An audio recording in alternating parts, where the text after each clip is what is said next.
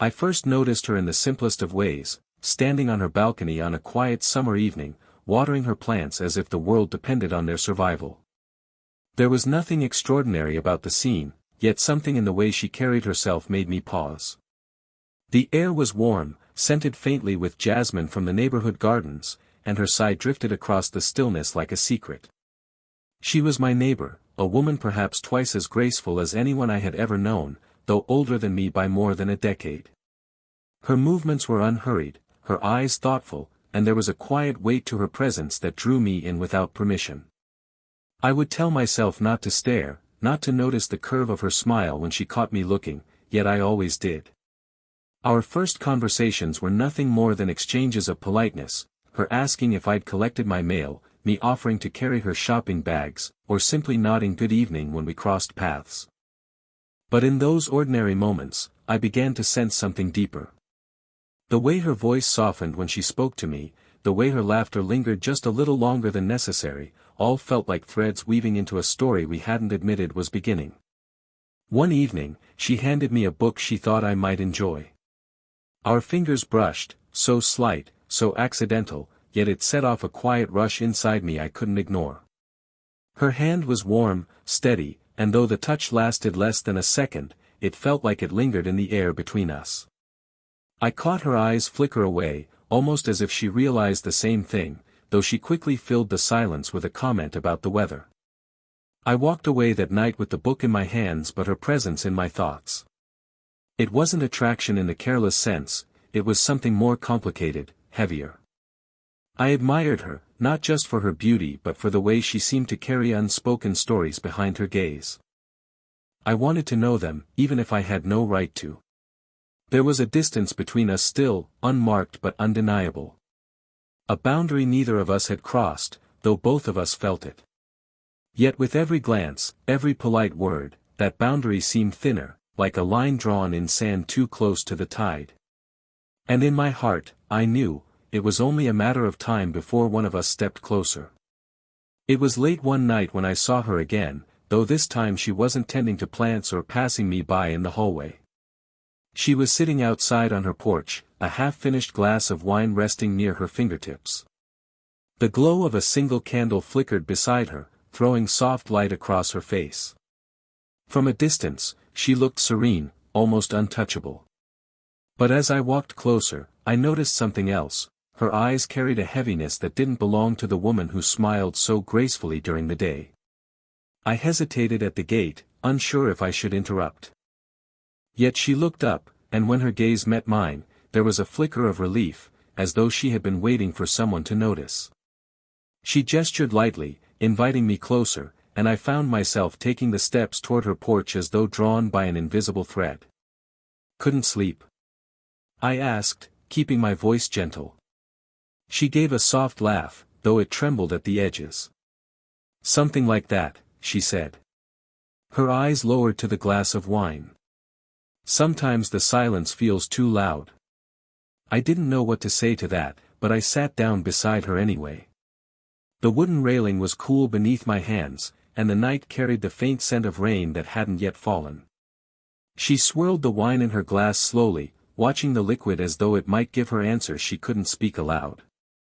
"You know," she began, her voice quieter now, "people always assume that marriage means happiness. That once you have the house, the partner, the picture-perfect life, everything else falls into place." She paused, her throat tightening. "But pictures can lie." I turned to her then, and the candlelight revealed something raw in her expression. Vulnerability. Sadness. A crack in the flawless image she had always presented. For a moment, she looked like a woman standing in the rain without shelter. She quickly caught herself, lifting the glass as if to wash the words away. "Forgive me," she murmured, shaking her head. "I don't usually say things like that." I didn't push. I simply nodded, letting the silence stretch comfortably between us. Sometimes listening meant more than speaking. She seemed to notice that, because her shoulders eased, and her lips curved into a faint, grateful smile. Her bare arm brushed mine as she shifted slightly, just enough to remind me of her closeness. The warmth of her skin lingered against me, subtle but impossible to ignore. And in that moment, I realized something dangerous. The more she revealed her hidden cracks, the more I wanted to be the one to keep them from breaking. It was a Saturday afternoon when I saw her returning from the market, her arms full of bags that looked far too heavy for one person. Without thinking, I crossed the street and offered to help. She hesitated for a moment, then gave me a small, grateful smile and handed over half the load. The weight was nothing compared to the rush I felt at simply walking beside her. Her kitchen was bright, sunlight spilling in through sheer curtains, turning the air golden. As I set the bags on the counter, she laughed lightly, brushing a strand of hair from her face. "I always think I can carry more than I should," she admitted. There was something about the way she said it, half playful, half weary, that made me want to ease every burden she carried, big or small. We began unpacking together. She pulled out vegetables and placed them neatly on the counter while I worked through the rest. Our movements were unspoken, strangely in sync, as though we had done this 100 times before. Every so often, our hands reached for the same item, fingers nearly tangling. Each time, one of us would pull back, and the silence that followed felt thicker than the air itself. Then it happened. An apple slipped from one of the bags, rolling across the tiled floor. We both bent down at the same time, our hands meeting on its smooth surface. Her fingers pressed lightly against mine, neither of us pulling away. For a heartbeat, the kitchen seemed to freeze, the ticking clock on the wall, the hum of the refrigerator, even the sunlight seemed to hold still. She lifted her eyes to mine, close enough that I could see the faint flecks of gold in her irises. Her breath caught, just barely, and she whispered, almost like a confession, "We're too close." I didn't answer. I couldn't. My pulse thundered in my ears, and though I knew she was right, stepping back felt impossible. The apple remained forgotten between us, our hands hovering, our silence louder than any words we might have spoken. She finally pulled away, straightening quickly, brushing imaginary dust from her skirt.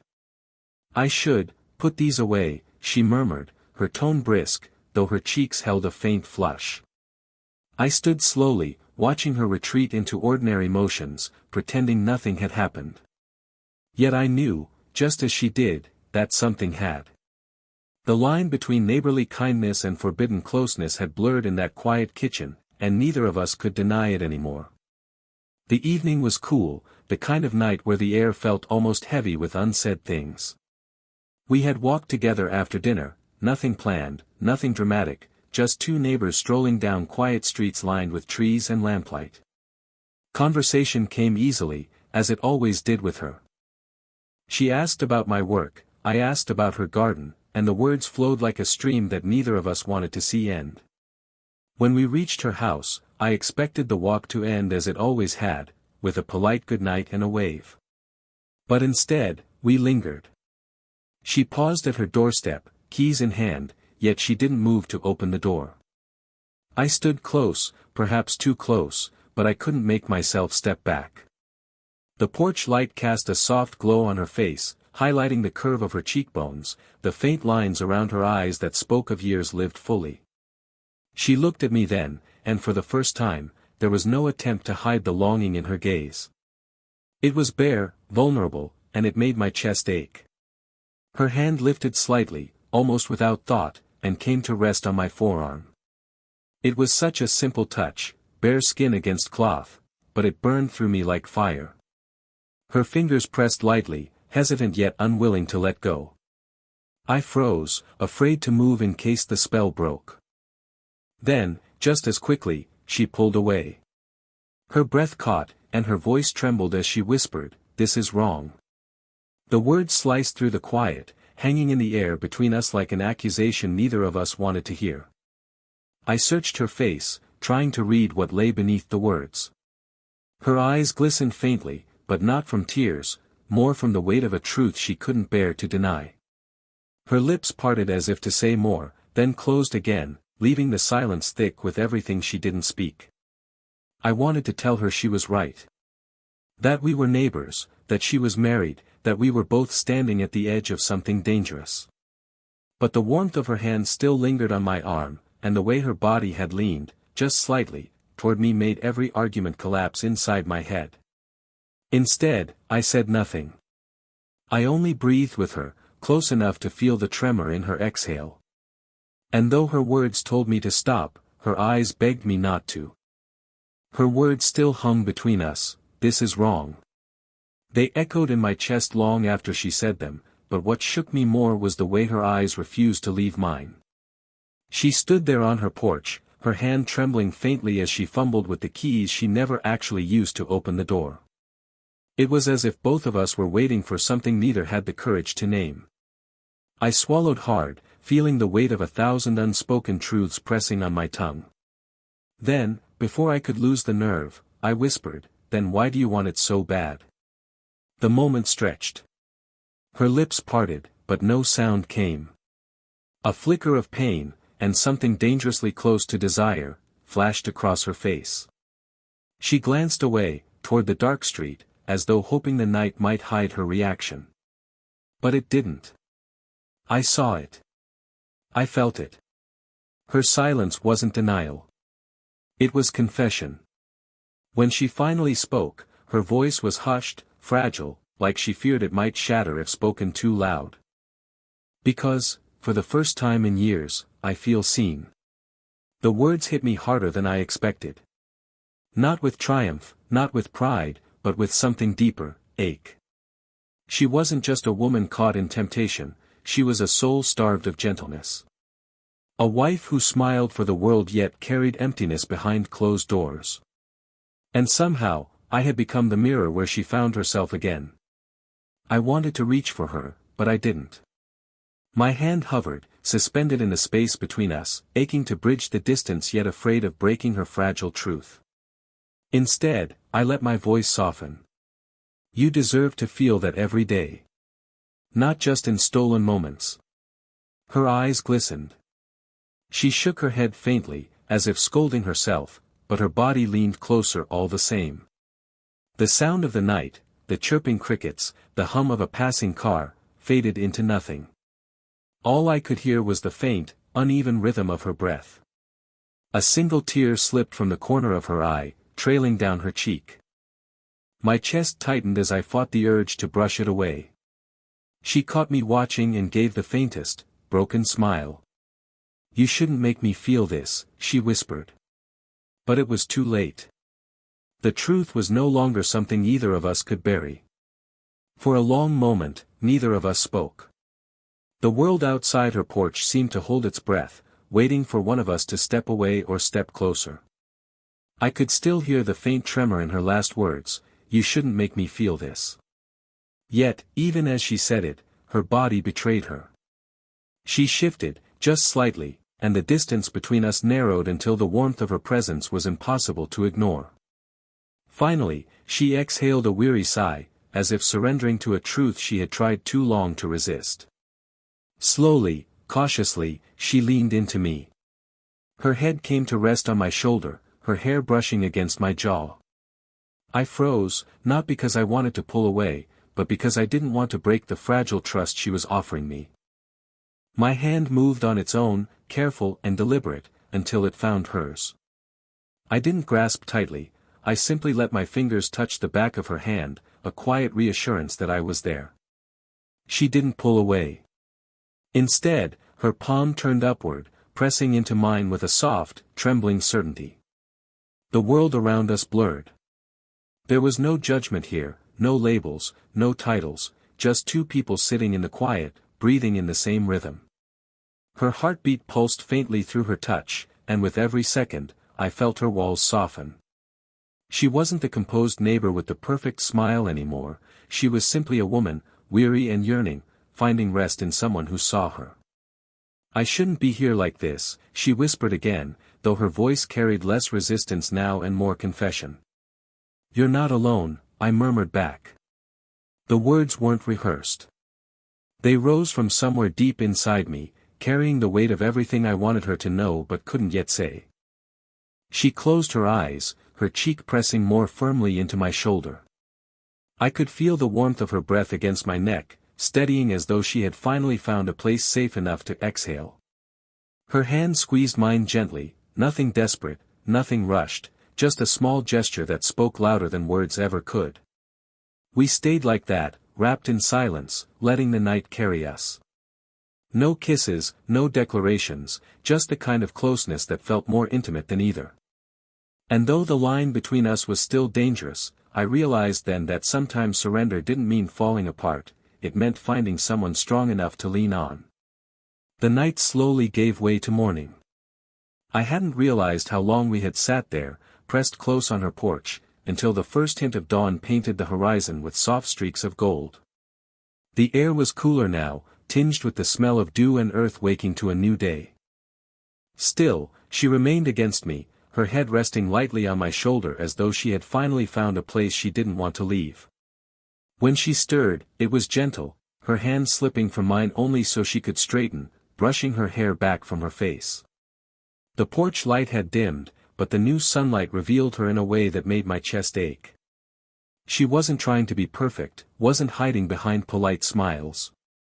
She was simply herself, tired, vulnerable, and real. She turned to me, her eyes softer than I had ever seen them. "Thank you," she whispered, her voice quiet but steady. "For what?" I asked. "For not turning away," she replied. A faint smile touched her lips, bittersweet and honest. "For letting me be seen."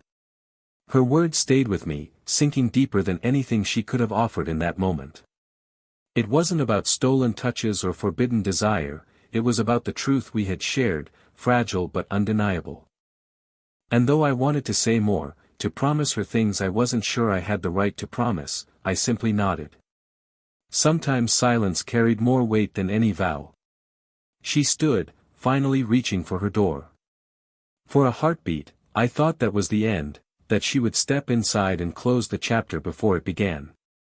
But then she turned back, closing the distance between us one last time. Her arms slipped around me in a warm, lingering embrace. It wasn't rushed or desperate, it was steady, filled with all the emotions she hadn't dared to voice. Her cheek rested against my chest, and I could feel the quiet steadiness of her heartbeat against mine. When she pulled back, her eyes glistened in the morning light. No promises, no explanations. Just a shared truth that would live between us, whether spoken again or not. I walked away slowly, the weight of her final hug still burning across my chest. The world had already begun to stir, cars on the road, children heading to school, but inside me, everything was still.